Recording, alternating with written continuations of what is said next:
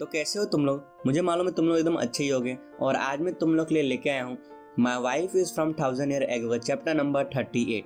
अगर आप लोगों ने पिछला चैप्टर देखा होगा तो आप लोग को मालूम ही होगा। सुचिन सुबह उठ जाता है और वो जिंग और अपने लिए नाश्ता लेने चला जाता है। तभी जिंग कंप्यूटर पे गर्लफ्रेंड के बारे में ढूंढ रही होती है कि आखिर गर्लफ्रेंड होती क्या है, उसके बारे में पढ़ रही होती है और वहाँ पे वो चैप्टर खत्म हो जाता है। अभी इसके आगे की स्टोरी चालू होती है। स्टार्टिंग के चैप्टर में हमें जिंग को दिखाया जाता है। जिंग अभी भी कंप्यूटर पे देख रही होती है कि आखिर गर्लफ्रेंड का मतलब क्या होता है। फिर नेक्स्ट सीन में जिंग कंप्यूटर पे सर्च करती है क्या भूत इस दुनिया में असली में होते हैं या नहीं। तभी सुचिन नाश्ता लेके आ जाता है और वो कहता है मैं वापस आ गया और चल तू जल्दी से आ जा और अपना नाश्ता कर ले। ये सुनने के बाद जिंग फटाफट कंप्यूटर पे जितना भी सर्च कर रही होती है सबको बंद कर देती है और वो सुचिन को कह रही होती है मैं अभी भी काम कर रही हूँ। तभी सुचिन जिंग को कह रहा होता है तू अपने काम को थोड़ी देर के लिए बंद कर सकती है ताकि तू नाश्ता खत्म कर ले, समझ गई ना।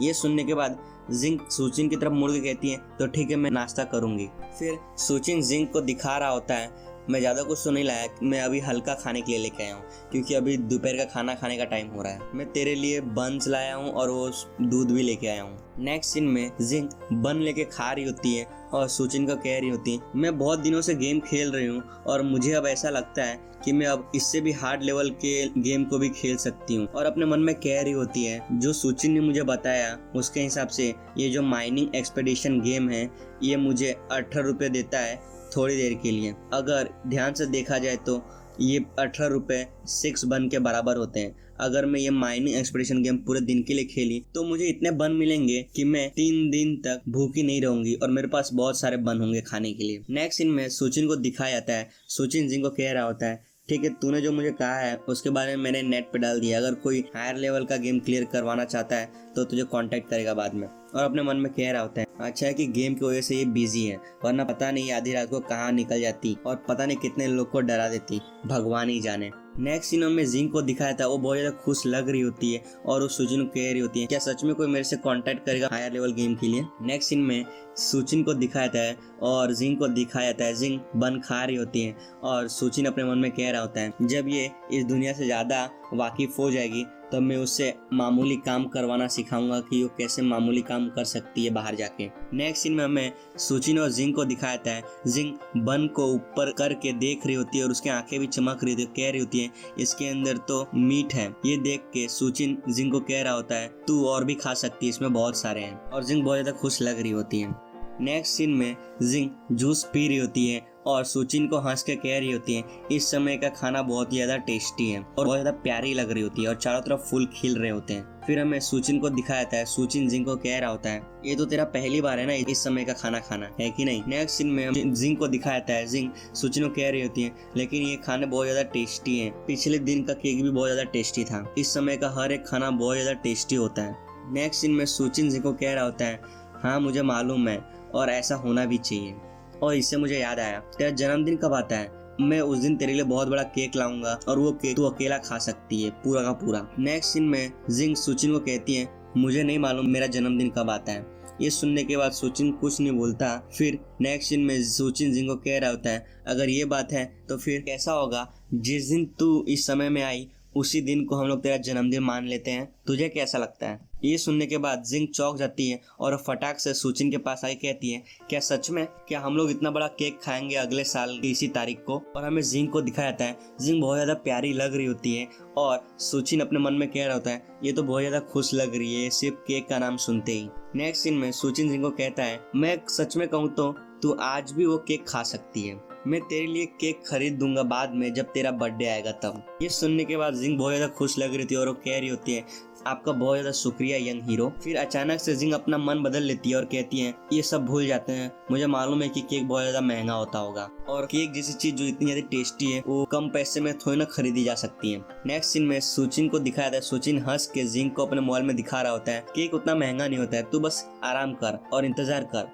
जैसे ही केक आएगा तो खा लेने का, ठीक है ना। नेक्स्ट सीन में सुचिन मोबाइल से केक ऑर्डर कर रहा होता है और जिंग बैठ के जूस पी रही होती है। नेक्स्ट सीन में सुचिन को दिखा रहा है सुचिन अपने मोबाइल में देख रहे होते हैं अच्छा ये वाला केक बराबर है। सुचिन जिंग से पूछ रहा होता है इससे मुझे याद आया क्या तूने अपने पास कॉपर का कॉइन नहीं लेके आई थी क्या, अगर मेरे को याद होगा तो तुम्हारे समय में सब लोग सिल्वर कॉइन के बदले कॉपर कॉइन को इस्तेमाल करते थे। और अगर तेरे पास कॉपर कॉइन होंगे तो हम लोग उसको पैसे के लिए बेच सकते हैं, जितने ज़्यादा पुराना रहेंगे उतने ज़्यादा अच्छे होंगे। तभी जिंग मुंडी हिला के सुचिन को कहती है मेरे पास नहीं है और मेरे पास एक भी कॉपर कॉइन नहीं है, क्योंकि मेरे टाइम पे सेकंड मिस है ना सारे पैसे का हिसाब रखती थी, इसीलिए। नेक्स्ट सीन में जिंग अपने जेब में हाथ डाल रही होती है और सुचिन को कह रही होती है मेरे पास कुछ टूटे हुए सिल्वर कॉइन हैं जो मेरे शर्ट की जेब में रखे हुए हैं इमरजेंसी के लिए। लेकिन तभी जिंग को पता चलता है कि उसके पास तो कोई जेब ही नहीं है और फिर अपना हाथ हटा लेती है और साइड में रख लेती है और अपने मन में कह रही होती है यहाँ पर कोई भी नहीं है जो बात करते करते मेरे जेब में पैसे डाल दें। तभी सुचिन अपने सिर पे हाथ रख के कह रहा होता है कितने बदकिस्मत है हम लोग, अगर तेरे पास कुछ कॉपर कॉइन होते तो कितना अच्छा होता। और अपने मन में कह रहा होता है 2 या 3 कॉपर कॉइन छुपाने से कोई भी मतलब नहीं है, क्योंकि उससे ज़्यादा पैसे भी नहीं होंगे और अगर उसके पास ज़्यादा कॉपर कॉइन हुए भी तो पैसे रखने के लिए उसको एक बड़ा बैग भी चाहिए होगा और सिल्वर कॉइन लगता है कि अब मेरे हाथ में आने वाले नहीं है। और किसने सोचा था कि अब हम लोग का बाहर जाना ऐसे ही बंद हो जाएगा। और सुचिन सोफा पे बैठ के बाहर देख रहा होता है और अपने मन में कह रहा होता है पता नहीं कब हमारे कंट्री का पैसा कब सबसे ज्यादा रेट छुएगा, मुझे लगता है कि आगे भविष्य में हो सकता है। नेक्स्ट सीन में हमें एक सड़क का सीन दिखाया जाता है, चारों तरफ बिल्डिंग होती है और गाड़ी वहां से जा रही होती है। तभी हमें क्वीन दिखाया जाता है, क्वीन स्कूटी से आ रहा होता है और एक लेडी क्वीन को कह रही होती है क्वीन तू अपने काम से वापस आ रहा है क्या, तूने इस एरिया को चारों तरफ घूम के आ गया।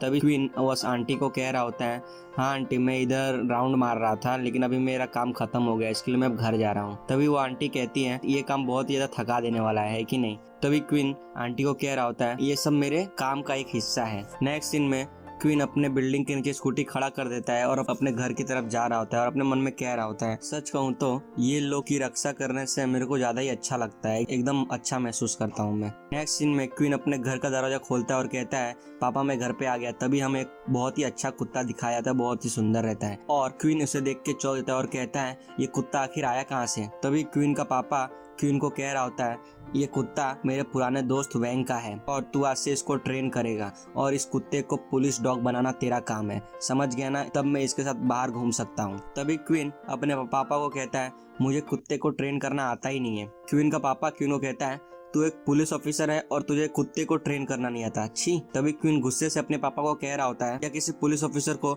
बॉम्ब को बंद करना सिखाया जाता है क्या। तभी क्वीन का पापा उस कुत्ते को अपने हाथ से उठा के क्वीन को कह रहा होता है वैसे तो ये कुत्ता पुलिस ऑफिसर के घर में बड़ा हुआ है तो तू इसे ट्रेन कर और पुलिस डॉग बना। तभी क्वीन अपने मन में कह रहा होता है क्या पुलिस वाला कुत्ता बनाओ इसे, क्या इनको नहीं मालूम कि मैं अभी भी नया हूँ पुलिस वाले काम में और मैं सब कुछ नहीं जानता। नेक्स्ट सीन में क्वीन सोफा पे जाके बैठ रहा होता है और अपने पापा को कह रहा होता है इस कुत्ते का क्या नाम है। तभी क्वीन का पापा क्वीन को कह रहा होता है मैंने अभी तक इसे सोचा नहीं हूँ लेकिन मैं इसका नाम ऐसा रखना चाहता हूँ जिससे कि नाम सुनने से ऐसा लगे कि इसके पास बहुत ज़्यादा ताकत और बहुत ज़्यादा पावर है। मैं बाद में डिक्शनरी बुक देखूंगा और इसका नाम चुनूंगा। तभी क्वीन कहता है मुझे नहीं लगता कि आपने इतना सारा दिमाग मेरे नाम रखने में भी सोचा होगा। तभी क्वीन को याद आता है, इससे मुझे याद आया पापा आपको मालूम है उस हरामी क्वीन के कोई बहन वहन भी है। यहाँ पर ये चैप्टर खत्म होता है। अगर आप लोग को अगला चैप्टर देखना है तो इस चैनल को सब्सक्राइब करें और साथ ही बेल आइकन दबा दें। जब भी मैं अगला एपिसोड अपलोड करूँगा तो वो सीधा नोटिफिकेशन मिल जाएगा। अब हम लोग अगली बार मिलेंगे my wife is from 1000 year ago chapter number 39 में। तब तक के लिए टाटा और बाय बाय।